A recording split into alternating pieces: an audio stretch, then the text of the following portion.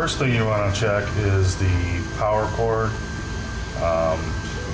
Check the plug to make sure that it's wired correctly.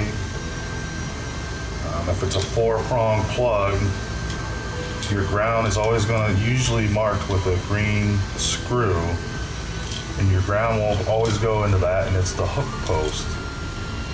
The other two should go directly across from each other, and there should be nothing directly across from ground.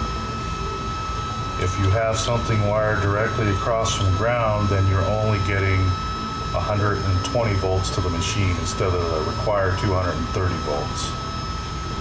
If it is wired correctly, then there's a chance that from the plug clamping down onto the cord right here, from working back and forth, there could be a possible broken wire.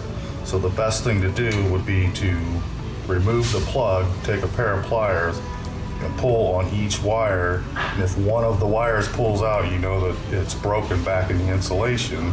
So you'll have to cut back approximately 6 inches and rewire your plug. On a 3-prong plug, I have seen where customers mistake the blue wire as the ground and have the blue wire going to ground, which would only give them 110 volts going to the machine. So you must make sure that the green and yellow striped wire is on the green ground post. If everything is good, checks out good here, then there's a chance that you might have a broken wire right here from where the cable moves back and forth.